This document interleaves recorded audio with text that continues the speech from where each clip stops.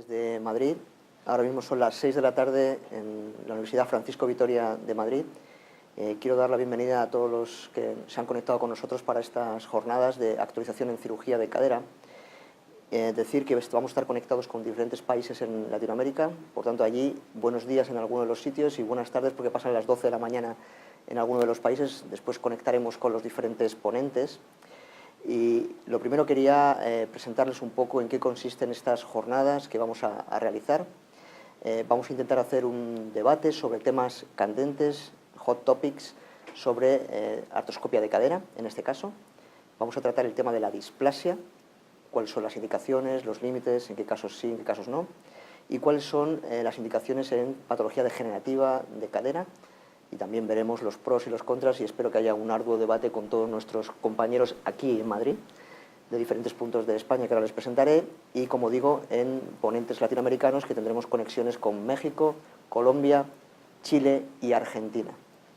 Les voy a poner unas diapositivas de presentación sobre en qué consisten estas jornadas, así de forma general, y ahí podrán ver con detalle cuáles van a ser nuestros tiempos. Estos son nuestros ponentes nacionales, son el doctor Raúl Torres de la Clínica Centro, el doctor Martey del Hospital del Mar de Barcelona, el doctor Juan Rivera de Viamed de Sevilla y el doctor Luis Pérez Carro de la Clínica Montpía de Santander. Gracias a todos por estar aquí con nosotros en la sede de Madrid, y se conectarán desde diferentes puntos de Latinoamérica. El doctor Claudio Mella de Chile, que tienen ahí a su izquierda, el doctor Víctor Lizarriturri de México, el doctor Fernando Comba de Argentina y el doctor Johnny Márquez de Colombia. Estos ponentes representan a las 4 sociedades a las que también agradecemos su colaboración en estas jornadas, como son la Sociedad Chilena, la Sociedad Mexicana AMECRA, la Asociación Argentina de Artroscopia y la Asociación Colombiana de Cirugía Articular de Artroscopia. Como decía, en general vamos a hacer la primera hora de las jornadas, que van a ser presentaciones cortas de nuestros 4 ponentes que están aquí en Madrid sobre estos topics. Abordarán primero qué nos dice la evidencia de cada uno de los topics y cuáles son los trucos quirúrgicos que nosotros podemos realizar para poder abordar estos pacientes. Después iremos a intentar hacer un consenso con unas preguntas previas que ellos han respondido y que veremos a ver si hay acuerdo o no. Ya les adelanto que en muchas de ellas no hay nada de acuerdo, lo cual va a estar bastante interesante ver cómo defiende cada uno su postura. Y aquí entrarán todos los ponentes de Latinoamérica a la vez que nosotros aquí en Madrid. Esto durará también 1 hora. Y cuando acabe ese debate, ese consenso, el doctor Jesús Mas, que es el otro moderador de esta jornada, que viene de Alicante, va a ser el que va a echarme una mano a la hora de resumir, ahondar los temas más importantes que se han tratado, y él va a encargarse sobre todo de la parte de patología degenerativa. Yo me encargaré más de la parte de displasia, pero él y yo vamos a llevar las riendas de este debate de alguna manera. Nuestra labor es pinchar mucho a los ponentes e intentar exprimirles al máximo. Espero que no lleguemos a las manos. Por lo menos con los de Argentina, que no van a poder estar aquí en presencia, podemos picarles un poco más, ahora que parece que van a venir a Madrid a jugar la final ¿no? de la Libertadores. Bien, y sin más, vamos a dar paso al primer ponente, que va a ser el doctor Juan Rivera, y nos va a dar su primera ponencia, que es artroscopia de cadera en artrosis, que nos dice la evidencia. Juan. Bien, muchas gracias. Saludar a nuestros colegas de Latinoamérica, México, Colombia, Argentina. Mucho cariño a Claudio Mella, de quien tanto aprendí allí en la clínica alemana.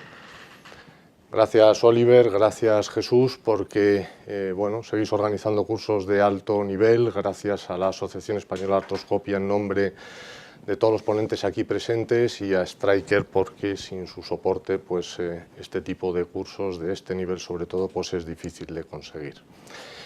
Bien, me corresponde a mí romper el hielo, hablar de un tema controvertido, la artroscopia de cadera dentro del campo de la artrosis, hablar de la evidencia que la respalda o la deja de respaldar, y dar una opinión del grupo de cirujanos españoles que desde hace un tiempo venimos trabajando en este y en otros campos, ¿no?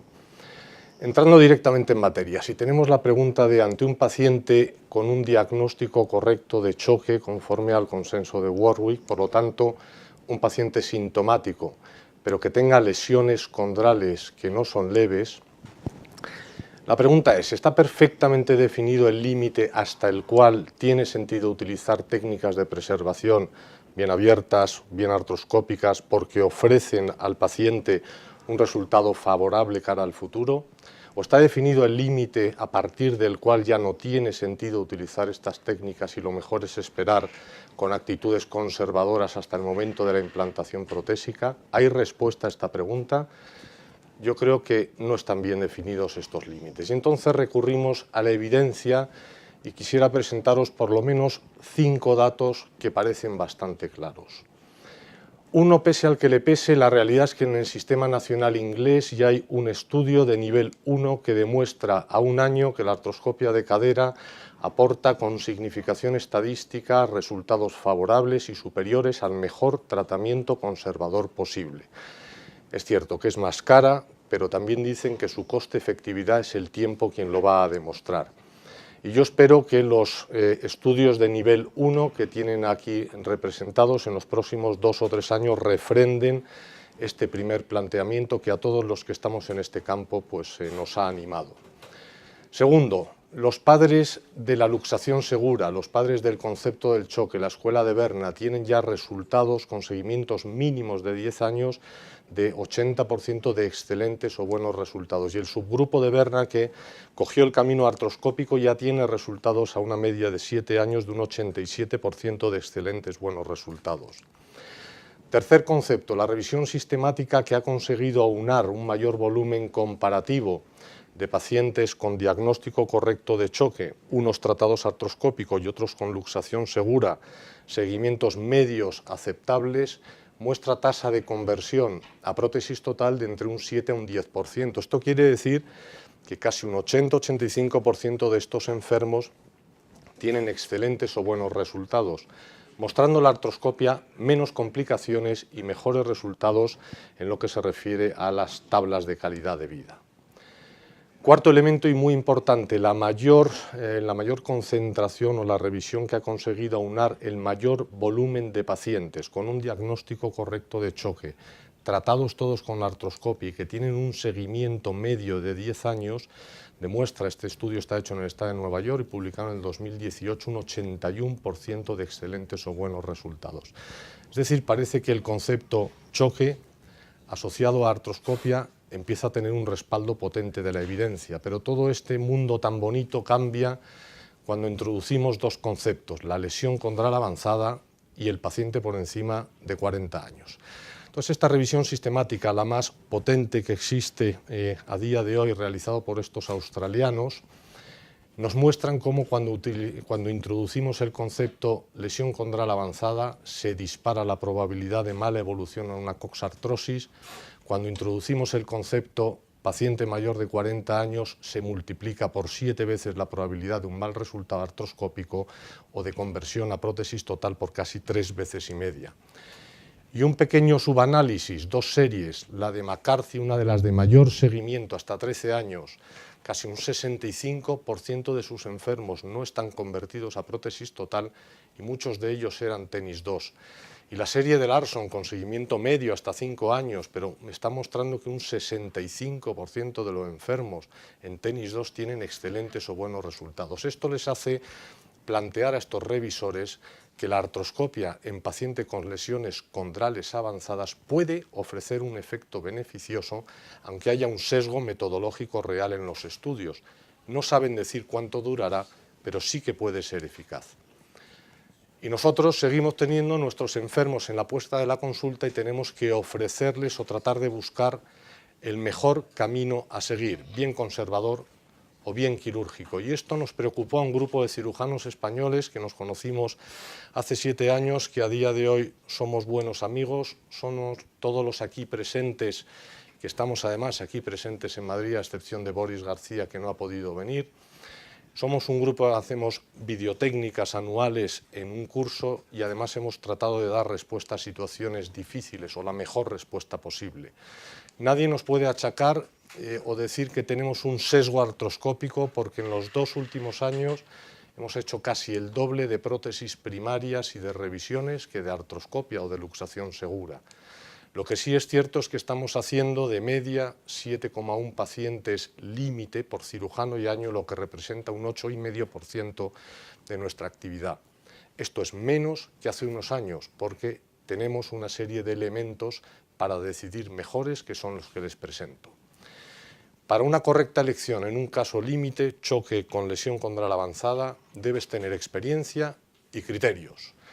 La experiencia está clara en la artroscopia de cadera, incluso ya se están definiendo los números. Con 80 empiezas a ser competente, por encima de 120 mejoran tus resultados y el nivel de experto las alcanzas en esta cifra nada pequeña de 610 casos. Esto quiere decir que en estos casos límites es bueno que hayas hecho muchos casos y lo hayas visto con alguien competente, pero que además tú estés haciendo 50 casos al año, es decir, todas las semanas algún caso. Si no, tú puedes ser el principal factor desequilibrante de una situación límite y esto no debería ser permisible hoy en día, ¿no? Para ello intentamos tener criterios. ¿Qué criterios? Sumar los que vienen del análisis de criterios clínicos, radiológicos y exploratorios.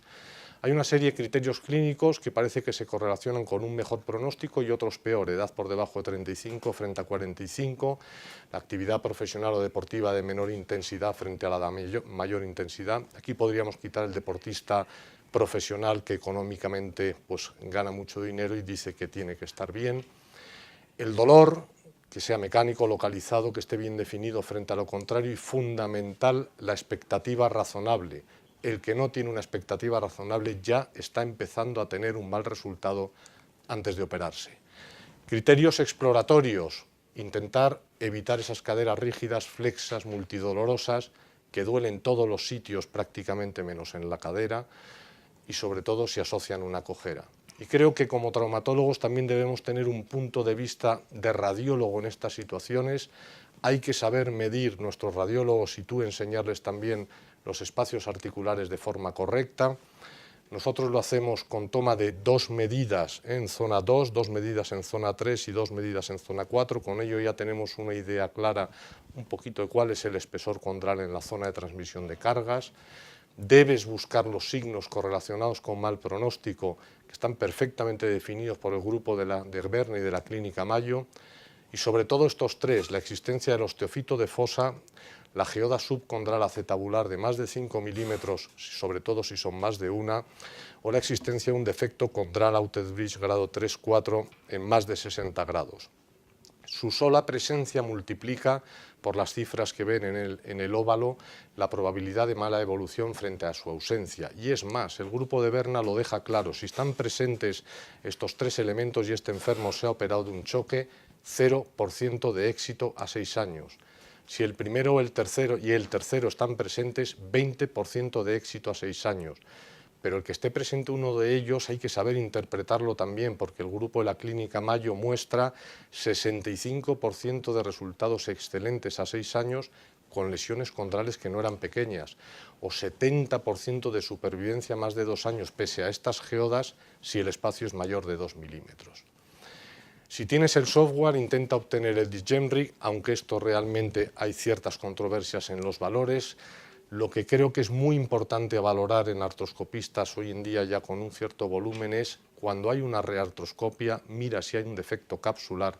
Como existe un defecto capsular y es grande, esto se correlaciona con un mal pronóstico. Termino rápidamente, paciente que operado hace 5 años en otro centro, hace 2, Lobillo pide una reartroscopia, el paciente tiene geodas en ambos lados, osteofitos, espacios estrechos y defectos capsulares importantes, le aconsejé se pusiera una prótesis. O este otro paciente que tiene todos los criterios correlacionados con un mal pronóstico, todos, pero unas expectativas muy brillantes porque lo único que quería es trabajar en su panel de control de la refinería sin dolor, sin tomar las 4 o 5 pastillas al día y poder hacer algo de bicicleta. Esto coincide con que organizamos en octubre del 2016 nuestra videotécnica, vienen estos magníficos cirujanos y amigos, y Luis y Marc están durante más de 4 horas peleando con este caso. Sé que Claudio Mella tiene uno parecido con muy buen resultado, y tras esa pelea de 4 horas reales, esta es la simulación que hacía el paciente un año después de todo lo que él podía hacer antes de operarse, y esto es lo que conseguía un año después, revisado cuando ya lleva 2 años, sigue sin tomar medicación, trabajando contento y haciendo un poquito de bicicleta. En el mismo sentido, este bombero, sabéis que todos los bomberos tienen un puntito machaca, cadera izquierda, que le había dado un resultado excelente, tenía las mismas lesiones en cadera derecha, también lo operamos, y este pues ha conseguido hace 2 años quedar tercero en el Campeonato del Mundo de Bomberos, que eso tiene que ser realmente terrible, porque son una gente de alta demanda, 30.000 kilómetros al año en bicicleta, paciente en el que hemos acertado. Por tanto, concluyo simplemente diciendo que son pacientes delicados, no seas tú como cirujano inexperto la causa de estropear una posible buena evolución. Hay que pelear, para eso están estas reuniones, en conseguir algunos criterios mucho más fiables, mayores y menores, y existe una posibilidad de éxito, y de éxito mantenido a largo tiempo, si tienes experiencia e intentas aplicar un poco los criterios que os estamos planteando. Muchísimas gracias por vuestra atención. Buenos días, buenas tardes a todos, buenas noches, si hay alguno también en algún sitio que esté de noche. Me sumo a los agradecimientos para no perder tiempo y me toca hablar de la parte práctica, de los trucos quirúrgicos en estas caderas de las que ha hablado el doctor Rivera, Juan, en las que si tuviera que definir la diferencia entre una artroscopia de un choque femoroacetabular y una cadera de estas artrósicas o con cambios degenerativos, es que es todo igual, pero más difícil, básicamente, o que todo tarda más tiempo. Entonces, lo primero es que quede claro que la artrosis no se trata por artroscopia. Estamos hablando de tratamiento de caderas, alivio sintomático, intentar retrasar la progresión a la artrosis, pero jamás vamos a poder evitar que una cadera artrósica acabe en una prótesis de cadera con una artroscopia. Incluso hay trabajos que nos hablan de que puede ser incluso que la artroscopia acelere ese proceso. Y si algo, como decía, diferencia estas caderas es que se tarda más tiempo. Y se tarda más tiempo desde la consulta, porque en la consulta debemos de intentar que este paciente sea distinto a los otros ya desde el principio, al no crear falsas expectativas, al explicar bien los objetivos, y muchos de ellos vienen, como decía Juan, con unos anhelos que son difíciles de conseguir por artroscopia, y debemos de explorar y estudiar bien a estos enfermos, porque obtendremos mejores resultados cuando el problema sea un paciente que tiene una proliferación osteofitaria grande, que tiene una cadera que tiene menos movilidad de lo normal, y serán peores los resultados en aquellos pacientes que tienen cambios artrósicos derivados de una displasia, en los que hay una lesión condral, un grado 4, y no tienen esa pérdida de movilidad o ese bloqueo o esa rigidez por culpa de los osteofitos, que es donde nosotros podemos actuar.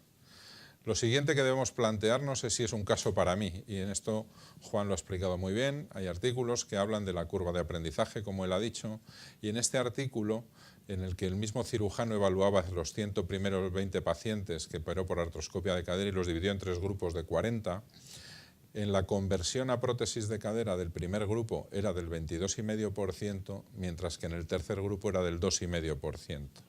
Y el índice de reartroscopia fue de un 10% en la primera serie contra 0 en la segunda. Eso nos quiere decir que operamos mejor a medida que hacemos más artroscopias de cadera y que además indicamos mejor probablemente.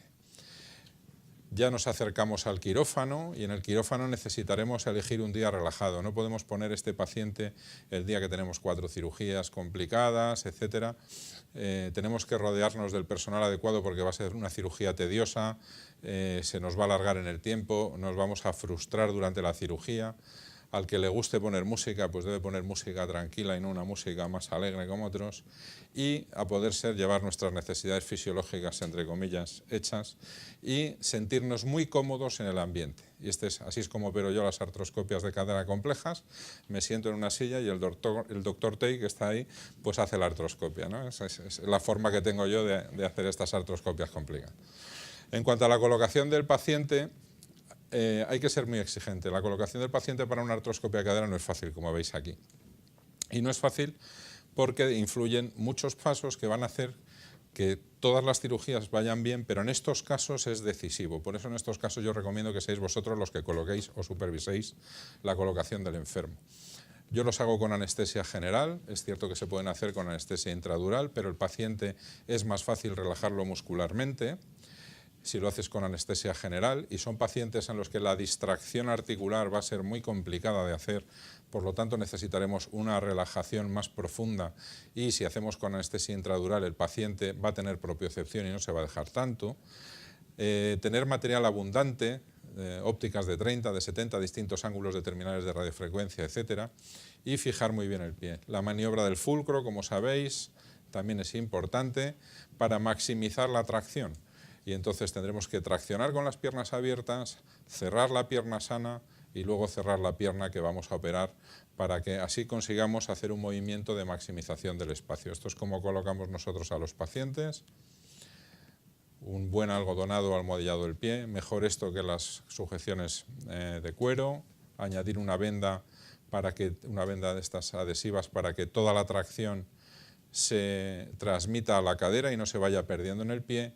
Cerrar primero, como decía, la otra pierna y por fin hacer esa maniobra del fulcro, con lo que conseguimos que la cadera se abra lo máximo posible. Si haciendo todo esto la cadera no se abre, pues lo primero que tendremos que hacer es revisar cada uno de los pasos que hemos hecho, decirle al anestesista si le ha puesto relajación al paciente, traccionar y ver que no se ha perdido en la tracción ningún newton, digamos, de esa tracción. Y si no, pues probablemente lo que tengamos que revisar es nuestra indicación, si es esto lo que estamos haciendo bien. Pero ya estamos aquí, ya estamos dentro del quirófano, esto nos valdrá para los siguientes casos y ahora lo que tenemos que mirar es cómo vamos a salvar el caso. Pues si no podemos entrar al espacio central, lo que tenemos que saber es que hay un acceso al compartimento periférico que describió el equipo de Michael Deans y que nos sirve para estos casos precisamente, en los que empezaremos por fresar el exceso de sobrecobertura acetabular para poder así penetrar al espacio articular. Otras veces nos encontraremos con unos labrum calcificados que forman parte de ese complejo osteofitario, como ocurre también en el pincer global, en la coxa profunda o en estas artrosis en las que hay una proliferación osteofitaria grande. Y en estos casos lo que tendremos que hacer es entrar al componente periférico y antes de hacer la tracción ir fresando con mucho cuidado de no lesionar la cabeza femoral, aunque también tenemos que tener en cuenta que el cartílago de la cabeza está escondido dentro del acetábulo, e ir fresando poco a poco este osteofito hasta, como veis en la imagen de abajo, conseguir al ir fresando el osteofito el poder penetrar al espacio central. Al final será esto lo que tengamos. Hemos resecado el CAM, hemos resecado el pincer y yo nos aconsejo el hacer una reconstrucción labral, en este caso con un aloinjerto, porque muchos de estos pacientes asocian lesiones condrales intraarticulares, a los que les vamos a hacer unas técnicas de microfracturas, a los que les vamos a hacer unas técnicas de estimulación medular y no sabemos si van a ir bien. Si ya decimos que es una cirugía larga y tediosa y que nos va a llevar mucho tiempo, el perder o añadir además un aloinjerto labral que puede tardarnos perfectamente 40-50 minutitos entre la preparación, etcétera, pues yo creo que lo único que va a hacer es sumar complicaciones a este paciente, con lo cual en estos casos quizá lo mejor sea dejar eso para una segunda opción, siempre y cuando el paciente haya ido bien con la primera cirugía. Otro truquito que podemos usar, que a veces no nos damos cuenta cuando empezamos a hacer artroscopia de cadera, es que podemos usar más portales. Y si estamos incómodos, como hemos dicho, son caderas muy cerradas, que nos hacen trabajar de forma muy incómoda, pues podemos añadir un tercer, cuarto y hasta quinto portal, como veis en este caso, para ir accediendo a las distintas partes de la articulación. En los casos en los que tenemos una fractura del borde, como en este caso, yo no sé si el vídeo va a salir, ¿no? ¿Podéis darle clic al vídeo, por favor? Gracias. Pues en este caso, antes de entrar a la articulación y emperrarnos en ver cómo van a evaluar cómo está, quizá lo primero y lo más práctico sea quitar todo este osteofito, este borde osteofitario, con ayuda de la radiofrecuencia, del bisturí, etcétera, para permitirnos luego tener un mejor acceso al compartimento central. Si nos empeñamos en entrar en este tipo de caderas, lo más probable es que consigamos rayar la cabeza femoral y tener más lesiones condrales. ¿Picas, por favor, en el vídeo otra vez? En los casos en los que tengamos unos labral, como en este, es aconsejable porque cuesta mucho manipularlo sin dañar el labrum, el hacer un tercer portal, un portal anterior desde el que sujetamos el fragmento que vamos a resecar, y por el otro portal, el medio anterior, normalmente lo que hacemos es ir pelando ese hueso del labrum para poder extirparlo, pero si lo pretendéis hacer por dos portales, al final lo normal es que lesionéis el labrum. En ese caso que presentaba Juan, del curso que hicimos en Sevilla, como veis, el doctor Tey y Luis Pérez Carro dedicaron un buen ratito a quitar el osteofito central de la fobia o del pulvinar con este escoplo curvo largo, y al final consiguieron la resección de ese osteofito. A la hora de hacer microfracturas muchas veces nos encontramos incómodos con los punzones que tenemos en nuestro instrumental, y quizá tenemos que recordar que hay instrumentos motorizados que nos permiten, cuando son lesiones amplias, el llegar muy bien a estas lesiones, evitando hacer esas rozas o evitando hacer esos rayajos en el hueso subcondral, en vez de hacer perforaciones realmente. La última recomendación es el test de impingement, que debemos de hacerlo al final. Debemos sacar incluso la bota de la tracción y mover toda la cadera de un lado al otro para ver que no nos hemos dejado ninguna parte sin resaltar. Por último, recordaros que la evaluación de la resección tipo CAM se realiza en la radiografía axial de Dunn, y en esta radiografía que habéis visto AP prácticamente no hay diferencias, pero en la axial de Dunn se ve cómo se reseca. El control que hagáis en quirófano, por favor, de la resección, hacerlo en la proyección axial de Dunn.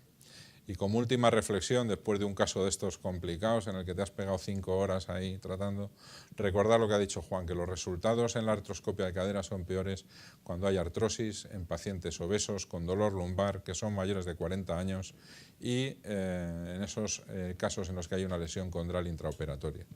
Y el valor predictivo del tonis en algunos artículos como única escala que tenemos, si no nos vamos a hacer el DiGenric o esas artroresonancias en las que podemos ver lesiones condrales, en esos casos nos puede ayudar el tonis para indicar a estos enfermos. Muchas gracias. Hola, muy buenas a todos los que estáis en el otro lado. Voy rápidamente a entrar en el tema. El tema es el de la artroscopia en la displasia, y este es un tema controvertido, es una historia de amores y desamores y probablemente de muchos malentendidos. Sin embargo, creo que el papel de la cirugía artroscópica es indiscutible y voy a tratar de defender esta posición. Primero hay que entender y definir bien de qué hablamos cuando hablamos de displasia de cadera, porque displasia de cadera también es un CRAU 4, pero cuando ya hay una alteración en la congruencia articular, como en este caso, obviamente el papel de la cirugía de preservación es discutible, el de la cirugía artroscópica probablemente absurdo. En displasias donde, manteniendo también una incongruencia como el CRAU 3, probablemente el defecto anatómico o la alteración anatómica es excesiva y cualquier cirugía de preservación va a tener resultados más que dudosos, pero algunos de estos casos podrían plantearse. Sin ninguna duda, donde está el debate es en las displasias leves, en las displasias CRAU 1, CRAU 2, donde hay una congruencia articular, donde el problema que tenemos es el de la descobertura de la cabeza del fémur, con esos ángulos de Biberg, de tenis o centro borde anterior por debajo de los parámetros considerados como normales, entendiendo como tal centro borde anterior y lateral 25 y el ángulo de tenis por debajo de 10. Y es en estos pacientes en los que vamos a tener que evaluar cuál es el posible papel de la cirugía de preservación y concretamente de la cirugía artroscópica. Pero en la vida no todo es tan fácil y normalmente son deformidades combinadas, displasias combinadas, algunas veces muy llamativas, donde no solo hay esos conflictos dinámicos de estabilidad, sino también unos conflictos dinámicos de espacio que hay que gestionar, algunas veces más complicados, otras veces más evidentes. Y en estos pacientes con displasias de cadera límites combinadas con conflictos femoroacetabulares, hay que gestionar estas deformidades y sin ninguna duda la cirugía artroscópica puede jugar un papel importante. Por lo tanto, estamos en el entorno de lo que denominamos la displasia residual del adulto, que es esa displasia de ese paciente que ha llegado habitualmente a los 20 o a los 30 años de forma asintomática, con una vida absolutamente normal, pero que progresivamente o a veces a partir de un evento traumático empiezan a ser sintomáticas y encontramos estudios radiológicos como este.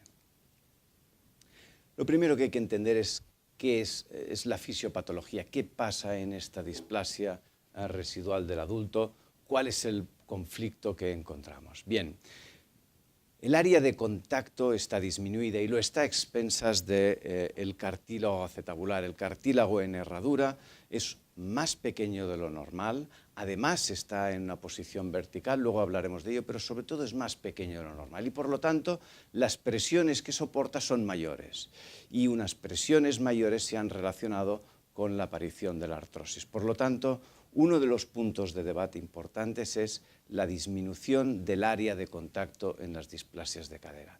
Fijaros en esta imagen de espécimen cadavérico donde vemos cómo ese cartílago acetabular está aumentado con el rodete acetabular. Por lo tanto, el rodete acetabular va a jugar un papel muy importante y si en un adulto, en una cadera normal, supone un aumento del 25% del área de contacto, probablemente en estos pacientes con displasia, donde estos rodetes son mayores y donde los cartílagos acetabulares son menores, ese porcentaje sea mayor. Por lo tanto, la primera idea clara es que para mantener el área de contacto es importantísimo preservar esa estructura, el rodete acetabular, como lo demuestra multitud de estudios biomecánicos y también series clínicas abundantes.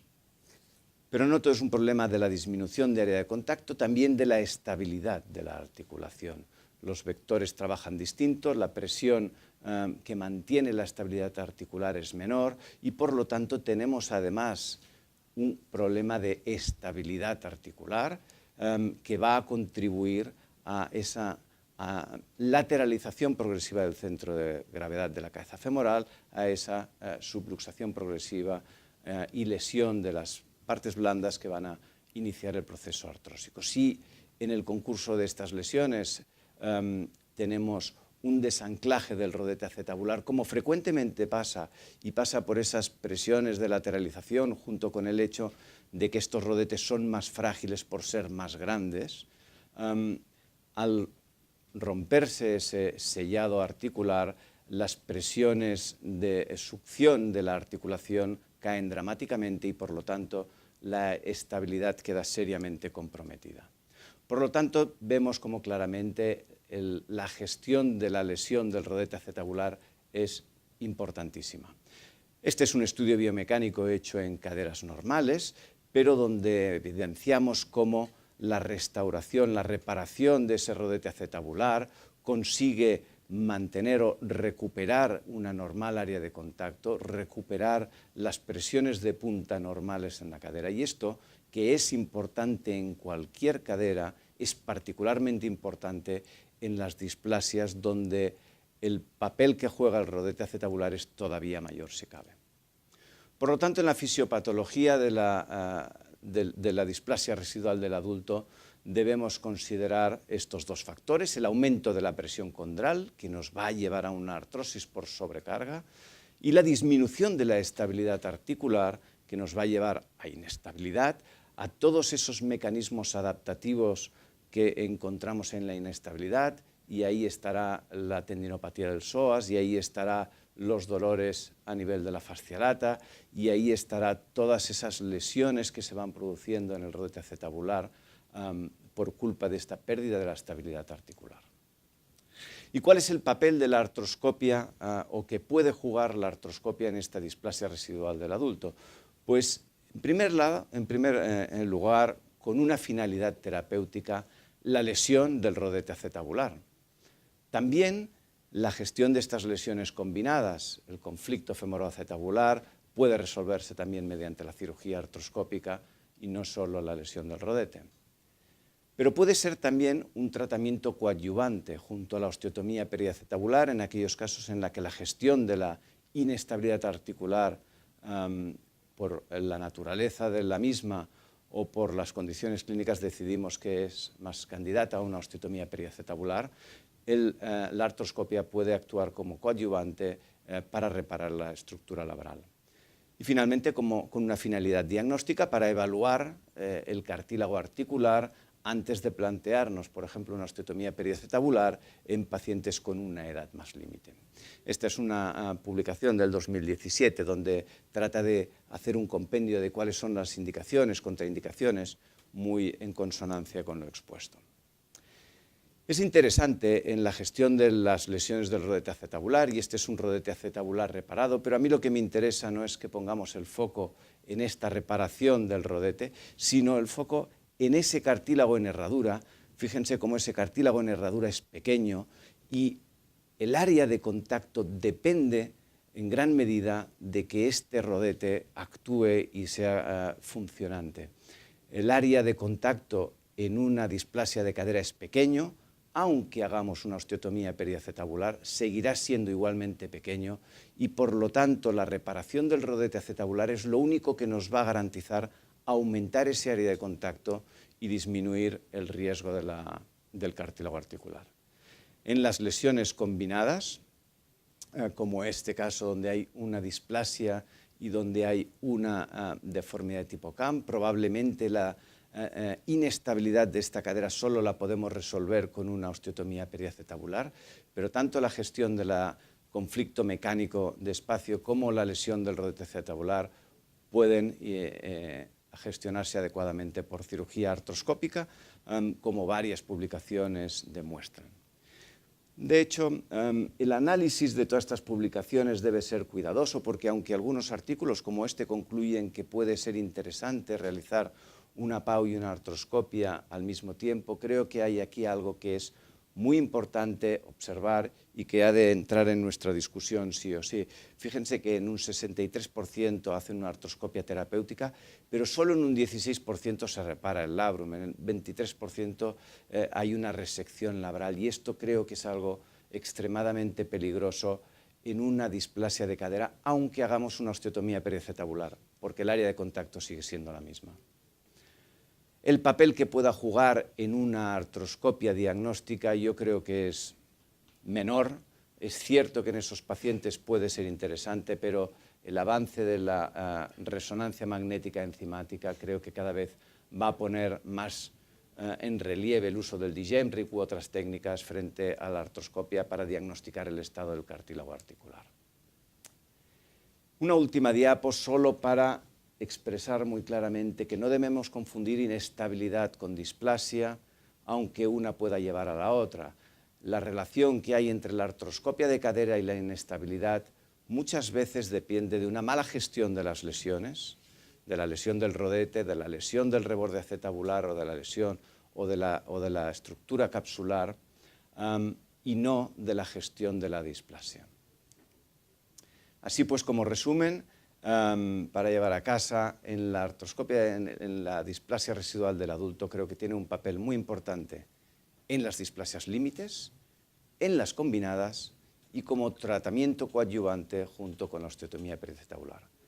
Ojo con ese riesgo, el de la inestabilidad, que es obvio que existe y más en la displasia residual, pero que es multifactorial y no depende solo de esta displasia. Muchas gracias. Muy bien, muchas gracias, Oliver. Un placer estar con amigos y, como decía el doctor Torres, buenos días, tardes, noches a toda la gente del mundo latino. Vamos a hablar de un tema controvertido, que es el uso de la artroscopia en las caderas displásicas. Nosotros estamos en Santander, para la gente del otro lado del charco, un pequeño sitio en el norte de España, donde estáis invitados a visitarnos. Y vamos allá al tema. Los objetivos del tratamiento en la displasia son tres. Tratar la inestabilidad, tratar el impingement en algunos casos, tratar las lesiones producidas por ambos. Es un tema muy controvertido y que sí que parece que hay unas contraindicaciones claras, que son las displasias severas, cuando el ángulo de Weber es menor de 18 grados, pues parece que el patrón oro sería hacer una osteotomía acetabular o combinada en algunos casos con una osteotomía femoral. Y en casos en que la displasia la consideramos en el límite, que puede ser entre 18, 20 y 25 grados, si tenemos el paciente que tiene además es muy laxo y encima tiene una anteversión femoral más de 25 grados, o tiene un daño articular severo, pues quizás lo mejor es dejar al paciente tal y como está o derivarlo. El tratamiento de la inestabilidad lo podemos realizar a nivel de la cápsula, bien abierto, vamos a hablar de artroscopia, o a nivel del hueso, con procedimientos que son muy novedosos, endoscópicos, el SHELF, introducido por un cirujano japonés, que es Yoshida, y luego ya combinarlo no con procedimientos abiertos como una osteotomía periacetabular o osteotomías femorales simultáneos en diferido, o incluso plantear, según la edad del paciente, directamente una prótesis. La estrategia quirúrgica con la cápsula, debido a los estudios realizados ya y publicados por un colega americano que es Dean Masuda, si no se trabaja en la cápsula y se reconstruye, los resultados claramente son pobres. Y tenemos mucho mejores resultados por diferentes cirujanos y en diferentes años publicados si realizamos una reconstrucción cápsular. Parece que este concepto es uno de los conceptos fundamentales. Cuando las indicaciones son apropiadas, la aplicatura capsular ofrece buenos resultados a corto y medio plazo. No sabemos todavía qué pasa a largo plazo, a más de 5, más de 7 años. Y tenemos un éxito casi del 80% y lo único que nos marca un poquito es la selección de la edad, que en principio la edad avanzada, que ahí suena un poco que una edad avanzada sea más de 35 años es un poco deprimente, pero para la displasia parece que sí, más de 35 años Benjamin Down, más de 42 cirujano japonés y de 38 años Ushida, pues parece que la aplicatura no tiene tan buenos resultados. Es fundamental reconstruir el ligamento iliofemoral en estos casos porque controla la rotación externa y la traslación anterior, que en las displasias es uno de los problemas de inestabilidad. La cápsula la manejaremos con un corte capsular interportal y un cierre capsular o una aplicatura. Hay que dar muy poquita tracción para empezar el caso, ir testando con radiografías, que a veces con 4 o 6 vueltas ya se obtiene la distracción, técnica all-in-side para controlar la cápsula que dejamos tanto arriba como abajo y 3 portales para poder manejar luego las suturas. Hubo controversia entre aplicar la cápsula o hacer retracción capsular, pero parece que ya todos los cirujanos están o estamos haciendo reconstrucciones aplicando la cápsula. Aquí veis un poquito en 2 vídeos la técnica quirúrgica de aplicar la cápsula. Es una vez que hemos terminado la sutura capsular, pasamos con los nuevos dispositivos que la verdad que nos han facilitado mucho realizar estas cirugías que a veces son complejas y podemos capturar arriba y abajo en los bordes de la cápsula que hemos abierto y luego ir cerrando, dando por lo menos 3, a ser posible, 3 anclajes, 3 suturas y de material no reabsorbible. Esos serían un poquito los vídeos y una de las técnicas. El hueso. ¿Cuándo podemos actuar sobre el hueso y cuándo se debería de actuar con una técnica endoscópica tipo SHELF, que todavía está por definir? Aparece este concepto que es el índice de FIR, que está publicado por uno de los grupos de Suiza, que nos va a orientar un poquito si una cadera es estable o es inestable. En caso de que sea inestable y la consideraremos que es una posible candidata a cirugía artroscópica y no a osteotomía, tendremos que añadir probablemente un SHELF endoscópico, aunque todos estos son conceptos que en evolución, pero el cirujano japonés Ushida obtiene buenos resultados en el 75% de casos, o sea que habrá que esperar en el tiempo qué es lo que tenemos que hacer en este tipo de caderas, que queremos añadir algo que no sea en el hueso, que no sea una osteotomía. Pasamos al tratamiento del impingement. En principio trabajaremos en el subspine, la osteocondroplastia clásica, y luego en muchos casos de displasias límite nos encontramos con un hueso acetabular accesorio. El impingement en la displasia, la prevalencia todavía no está publicada realmente, porque es un concepto nuevo ya de por sí, el subspine. Si ves, empiezan a aparecer las primeras publicaciones hace poquito, y además puede predisponer la mayor anterior inclinación pélvica en las displasias a que aparezca este subspine, y parece que aparecen en las primeras publicaciones que solo tratando el subspine puede ser la solución para uno de estos pacientes. La osteocondroplastia en la deformidad de CAM en displasias es un 80%, está publicado por el doctor Masuda, que lo tendremos en Santander en febrero y le podremos preguntar más acerca de estos temas. Es más anterior la jiba y no hay diferencia significativamente estadística en el ángulo alfa entre pacientes con displasia y sin displasia. El ángulo alfa está aumentado. Y si tenemos un paciente que tiene disminuida la flexión en rotación interna o en el test de impingement, podemos pensar que realmente este es un buen caso porque tiene un impingement con una deformidad de Camp y le podemos solucionar el problema. La deformidad de Camp, las soluciones las clásicas, controlar que se selle bien arriba, ver hacia abajo hasta dónde hay que llegar. En muchas chicas hay que llegar muy abajo, hasta la zona intertrocanteria, parte de ahí ya la giba. La giba tiene que ser equilibrada, que no haya agujeros y que vayamos de medial a lateral y controlando, como siempre, la arteria para ver todos estos límites. El hueso acetabular lo encontramos también en casos en los que no son totalmente displásicos, pero los podemos convertir en displásicos. Si obtenemos unos ángulos menores de 25, de 20, al extirparlo, tenemos de considerar quitar parte de ese hueso si realmente está realizando un pinzamiento y fijarlo. Y podemos añadir, aprovechando el tornillo, una sutura para aprovechar y suturar el labro. Pasaremos ahora a las lesiones producidas por el impingement y la inestabilidad. La tasa de ruptura del ligamento redondo en pacientes con displasia límite, vamos a hablar de displasia moderada y límite no displasia, es un 27%, con lo cual tenemos que estar preparados para introducir sondas curvas para llegar bien a la zona inferior, que en algunos casos no es fácil. Tenéis que realizar una rotación externa de la cadera porque se muestra mejor el ligamento redondo y lo podemos desbridar con sinoviotomos curvos, o podemos encogerlo. Si realmente todavía tenemos un buen resto, podemos encogerlo, y esto realmente en los casos en los que lo hemos hecho, sí que a mí me ha dado la sensación de que el paciente ha tenido la sensación de estabilidad inmediatamente en el posoperatorio. El segundo vídeo que se está mostrando es un paciente con una enfermedad de Ehlers-Danlos, deformidad de tejido conectivo, que al final hemos conseguido, a pesar de que al principio parecía que no, pero hemos conseguido un ligamento redondo bastante decente, que diría el doctor Rivera. La reconstrucción, esto es un concepto emergente, ¿no? Pero sí que los cirujanos que hacen displasias en críos están reconstruyendo el ligamento redondo porque parece que da estabilidad. Se puede reconstruir artroscópicamente y lo único que tenemos que decidir es cuándo y en qué casos. Las lesiones condrales, seguimos las clasificaciones de ALAD y el ICRS, y la prevalencia en lesiones en el acetábulo es entre el 59 y el 75,2%, y tenemos que estar preparados para hacer microfracturas y aprovechar un poquito quizás alguna de las técnicas nuevas.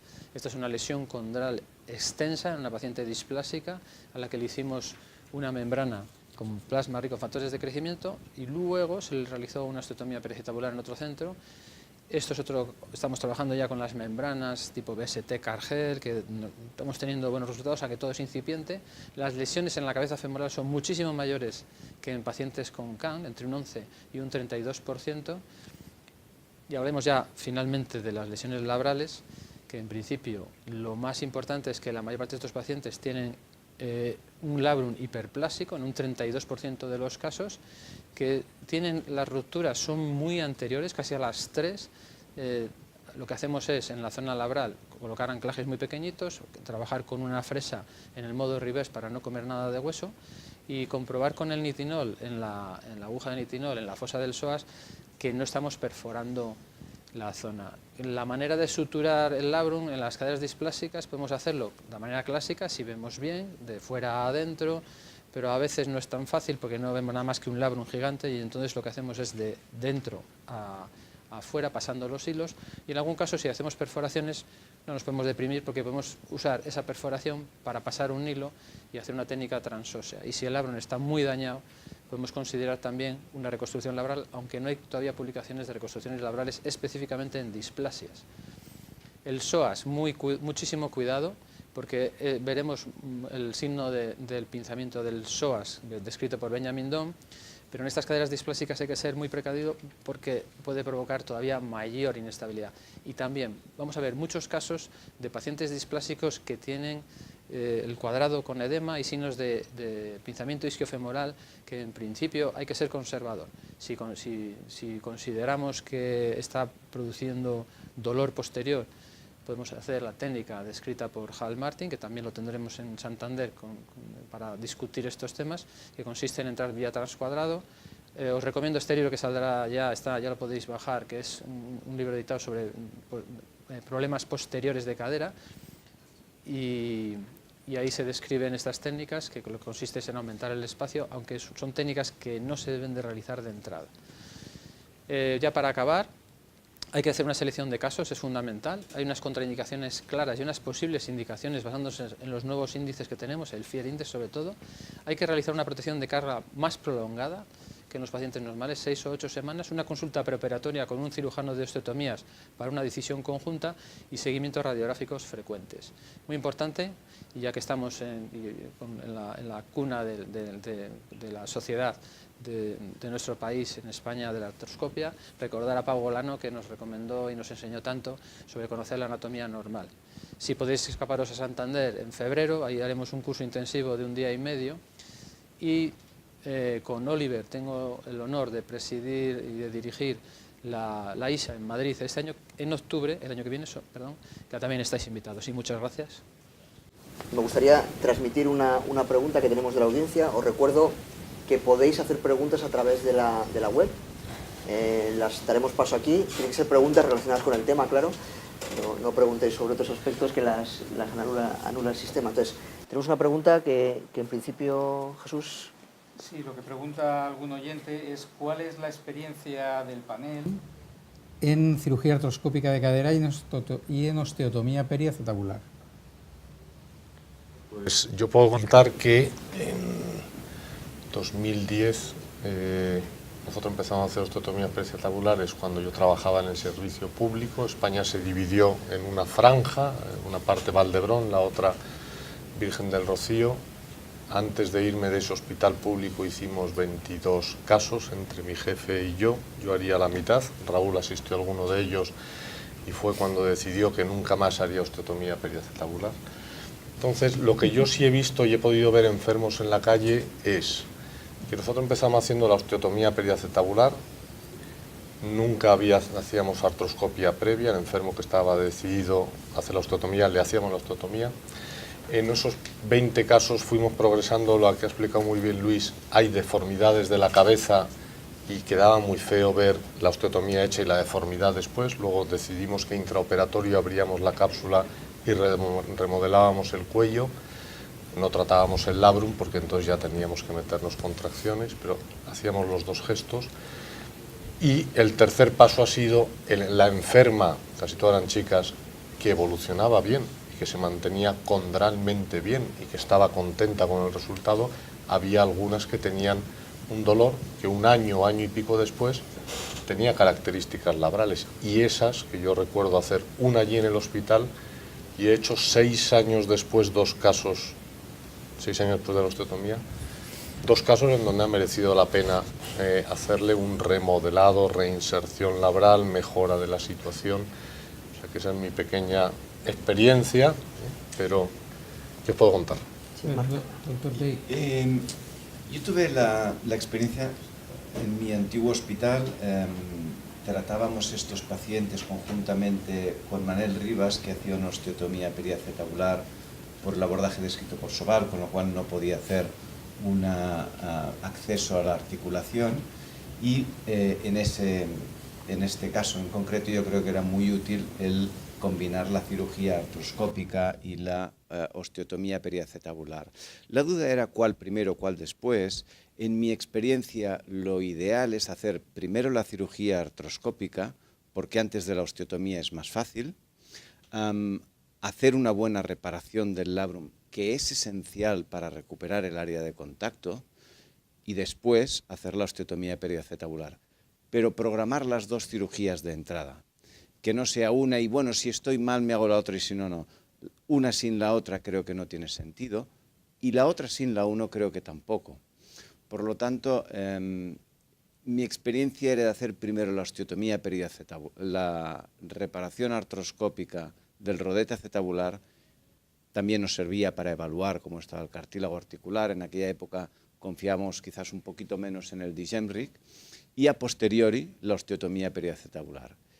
Es cierto que hacerlo al revés, tiene la ventaja de que si en la osteotomía periacetabular te has pasado, gestionarlo con la artroscopia puede ser útil, especialmente si hay una excesiva cobertura anterior.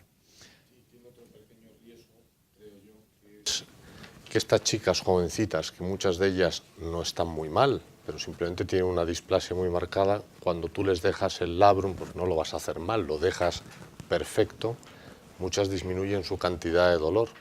Y al mejorar su cantidad de dolor, cuando tú ya les explicas lo que supone, porque vosotros hacéis incisiones, la técnica Sobal, pero cuando les explicas lo que es una osteotomía periacetabular, después dicen, yo sigo así porque esto para mí es suficiente. Entonces, es un campo difícil, es un campo difícil. Decía que hacíamos la artroscopia, pero programando las dos cirugías. Y me explico. Por debajo de 18 grados, que es el límite que en ese momento consideramos prudente, la cirugía para reparar el rodete acetabular es insuficiente y considerábamos que había que hacer la osteotomía periacetabular. Entonces reparábamos el rodete y a la que el paciente empezaba a estar un poco mejor, recuperado de la cirugía, hacíamos la osteotomía periacetabular antes de que se volviera a lesionar. Pero ya salía con las dos cirugías programadas. Otra cosa es en esa displasia con un ángulo de Bieber de 20 o con un tenis de menos de 14, donde te puedas plantear reparar solo el rodete acetabular y ver qué pasa. Pero ese es otro planteamiento. Yo me imagino que la pregunta iba para cuando te planteas las dos cosas. Cuando te planteas las dos cosas, en mi experiencia, primero la artroscopia, luego la osteotomía, pero que el paciente tenga claro que ha de hacer las dos.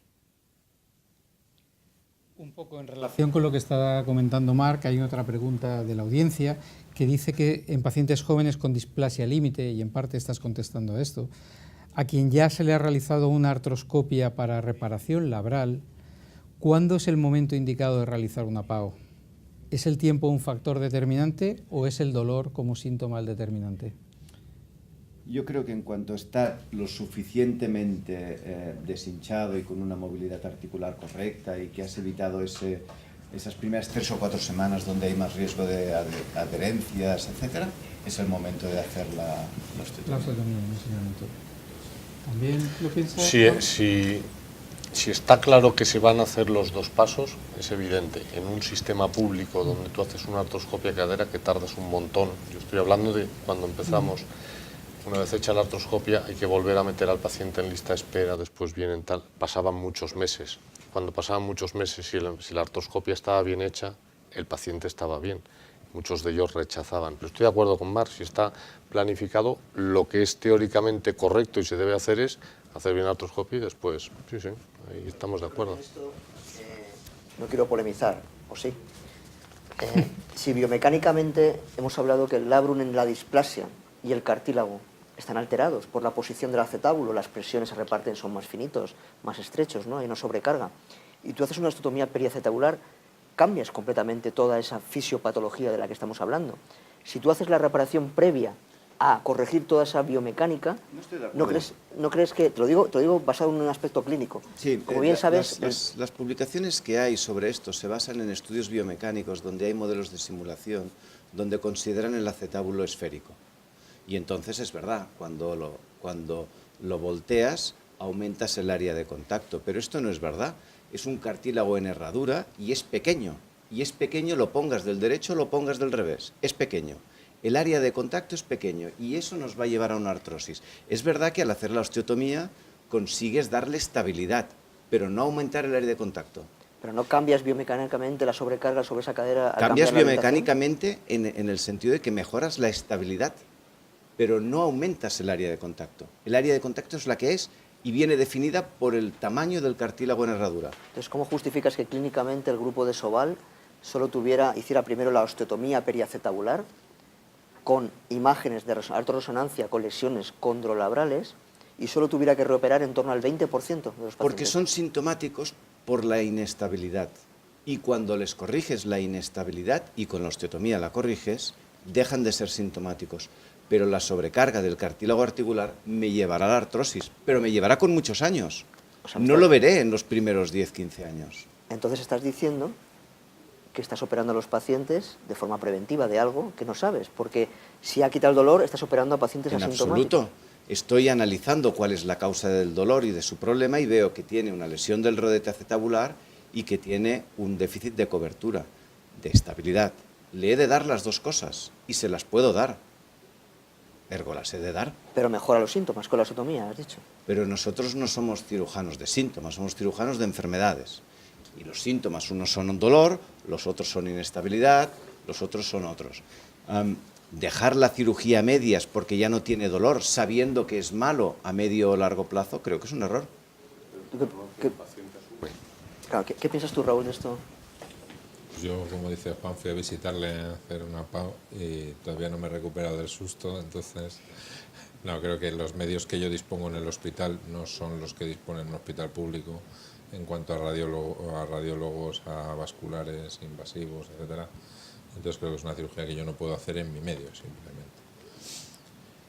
Yo creo que hay casos en los que tienes que analizar y algunos serán necesarios hacerle la artroscopia antes y otros después. No creo que tenga que ser un axioma el hacer primero la artroscopia y luego la PAO, tal. Pues dependerá de casos. Habrá casos en los que directamente puedas hacer una PAO y si es necesario o no, si el cartílago está bien, etcétera, yo creo que a lo mejor se libra de la artroscopia, o si has creado una sobrecobertura, entonces tendrás que repararla.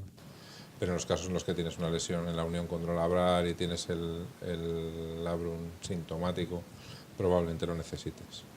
Y un poco polemizando también en la misma línea, Pedro Morales, que desde Francia, que se han conectado desde Francia, que por cierto te da un saludo, Juan, muy afectuoso, porque vives en su Sevilla muy querida, básicamente. Hace una pregunta si recomendáis, alguien del panel recomienda, en estos casos de displasia, la sutura aislada del labrum, la reparación de este rodete glenoideo, sin corregir la falta de cobertura. ¿En algún caso estaría indicado? Es lo que decimos, yo creo que sí. Sí. Yo creo que sí. Si tú asumes que reparando el rodete acetabular el grado de inestabilidad que tendrás no es importante, puedes plantearte esto. ¿Cuándo? Pues en estas displasias límites. Una displasia límite en la que lo que empieza a dar síntomas es la rotura de la unión condrolabral, que reparándola devuelves al paciente a 2 años atrás o 3 años atrás. Sigue teniendo una displasia borderline, pero no tiene el dolor. Bueno, se lo explicas y si lo entiende lo acepta. Es que lo primero que hay que explicarle a un paciente en una situación límite es qué es una osteotomía periacetabular y qué va a suponer. Cuando el paciente escucha eso dice, deme segunda opción. Si es un paciente de 6, 9 meses, un año, con unas molestias moderadas que se han agravado en los últimos 2, 3 meses, que está clara la lesión condrolabral y que bueno, que es una chica aceptablemente delgadita, que trabaja en un sitio tal, que no tiene grandes aspiraciones deportivas, que lo que quiere es no tener el dolor, eso es. Bien, comprende que es una probabilidad que en 25 años esté mal, es una probabilidad, también es la otra, ¿no? Pero también hay una probabilidad con osteotomía periacetabular que tenga varias cirugías por medio, muchos problemas, entonces, bueno, sí, son casos que hay que saber estudiar, ¿no? Son casos que habrá que establecer límites y de esto vamos a hablar luego también un poquito con las preguntas más concretas. Yo creo que esto va a ir saliendo a lo largo de la próxima hora. Lo importante yo creo que tengo que transmitir es que es un arma que tenemos ahí, que no se puede ser purista y decir toda displasia se trata con osteotomías o no se les... No, hay que tener armas y gente que sabe hacer estas cosas. Ofrecéis... Sí. Ahora lo veremos, ahora vamos a preguntas que vienen después. Sobre todo, además, damos juego a la gente, a nuestros amigos latinoamericanos, para que no parezca esto una reunión aquí de españoles hablando del tema, y veréis cómo hay polémica, porque en las preguntas que hemos hecho antes ha habido polémica en las respuestas. Luego esto va a ir a más, seguro. Va a mejorar. Exactamente. Hay una última pregunta de la audiencia, cambiando un poco de tercio, yendo un poquito hacia la artrosis, que nos pregunta que qué opinamos sobre los artículos publicados que exponen una peor evolución de la cadera protetizada post-artroscopia. A la hora de indicar artroscopia en caderas de TONIS 2, que es posible que terminen siendo protetizadas en un corto plazo, si pensáis que la evolución de la prótesis después de haber hecho una artroscopia, imagino que de modo similar a lo que sucedió, lo que se comentaba en la rodilla de las prótesis postosteotomía, si esto tiene alguna implicación en esa evolución que pensamos que va a tener. Hay trabajos publicados y es mi experiencia personal que hay cuando la artrosis es evolucionada, la artroscopia no solo... Uno tiene la idea de que, bueno, te hago una artroscopia porque como no te voy a empeorar, ¿no? y sí que empeoras en el sentido, no de los síntomas quizá, pero sí hay una progresión más rápida a la cirugía de sustitución articular. Es decir, si hay trabajos publicados en largas series, seguidos 2-3 años, en los que si a un paciente que tiene un tonis 2 le haces una artroscopia de cadera, a lo mejor se hace una prótesis de una mejoría de los síntomas para luego tener una caída rápida, y si no le haces, si haces tratamiento conservador con ácido hialurónico y cosas de estas, lo más probable es que el enfermo tarde más tiempo en ponerse la prótesis de cadera. Lo que no analizan es la calidad. Pero esa prótesis va a ir igual que si fuese primaria, o el hecho de haberle hecho una cirugía artroscópica va a hacer que esa prótesis que le implantemos 1, 2, 5 años después tenga una peor evolución. Yo creo que sí. Luego también hay que tener en cuenta que cuando tú hablas de artrosis, siempre hablamos del tonis, del grado de degeneración articular, pero no de la causa de la artrosis. No es lo mismo que esa artrosis sea por una displasia límite, a que sea postraumática, a que sea por un choque femoroacetabular tipo CAM. Si es por una displasia o una alteración en la biomecánica de la cadera, hay, como decía Marc muy bien, hay un problema de inestabilidad debajo. Si tú añades una cirugía artroscópica en la que no reparas muy bien el labrum, pero no reparas la cápsula y tiene cierto ángulo, cierto borde de riesgo, centroborde, perdón, de riesgo, lo más probable es que inestabilices esa cadera y avance más rápido hacia una artrosis. Si no recuerdo mal, en este trabajo que comenta nuestro oyente online, tiene un poco de sesgo, y es porque analiza los resultados de artroplastia de cadera en general, con las escalas que hay para artroplastia en general, y los compara con estos pacientes, que siempre son jóvenes. Luego, las demandas de estos pacientes a los que ponemos prótesis tras artroscopia siempre son pacientes de alta demanda, jóvenes, mientras que los que analiza el grupo completo no son solo pacientes jóvenes. Entonces, ahí yo creo que puede haber un sesgo a la hora de medir estos resultados, ¿no? Lo interesante sería hacer un estudio en el mismo perfil demográfico, pacientes de una manera y de otra, y compararlo, ¿no? Yo os animo a poder hacerlo. Yo cuando me leí este artículo dije, esto solamente puede ser porque realmente los pacientes que han operado no tenían tantos síntomas como los pacientes que operamos para una artrosis de cadera avanzada, que vienen fatal. Y yo en los que he realizado prótesis después de una artroscopia, mis sensaciones que han ido igual de bien que los demás, y lo único es que la cirugía no es compleja, pero es un poquito más compleja porque está todo un poquito más pegado. La anatomía es no sé vuestra experiencia, pero hay que ir, es como una especie como de necrosis, pero un poquito más avanzada, entonces está todo más pegadito, pero no es mucho más, pero es un poquito más. La experiencia nuestra habitual, yo creo que sí está un poquito más pegado, pero te puede complicar un poquito la vida de la cirugía, pero el resultado quizá es más dependiente, por lo que estamos comentando, de las expectativas de ese paciente. Totalmente.